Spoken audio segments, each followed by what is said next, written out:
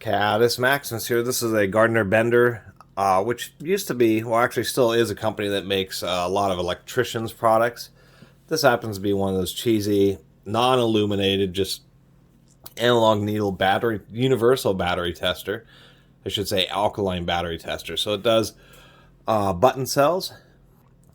Although it advertises 1.5 volt, I find that it works just fine on. So I do have some 1.5 volt cells. And you just put in a cell and it tells you low or good. What I found is even on 3 volt cells like these here, it still works just fine, because if the cell is low, it's going to be really low voltage. It doesn't seem to blow out if it's, or burn out. I haven't burned it up yet. Like I have this little guy, which is fully charged. That's a little 3 volt cell.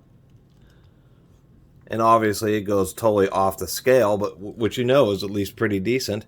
But it also works just as well with these smaller cells, and so it's good for it to not burn up. And I kind of liked a little bit of extra robustness. Gardner Bender was known for making conduit bending equipment.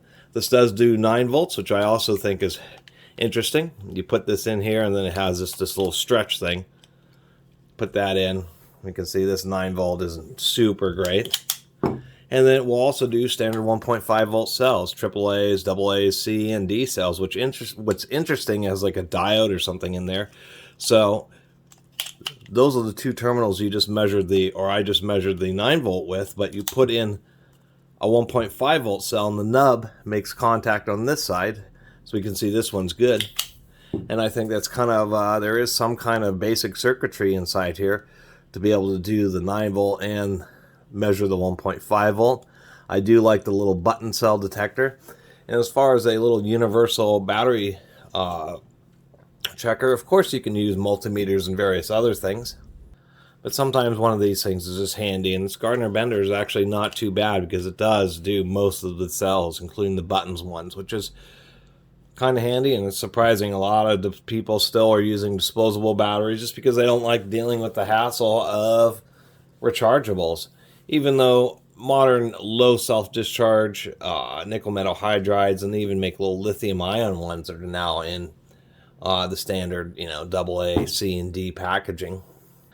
Nonetheless, it is convenient for the alkalines, and so just thought this was a neat little tool. I've had one of these a long time ago, but haven't had one for quite some time, and ran into this and thought this is actually a pretty intelligent little unit that offers a lot of versatility. So just wanted to make a little video about it. Anyway, I really appreciate everybody who's been watching and subscribing. If you haven't subscribed, please do. Till next time, Catus Maximus out.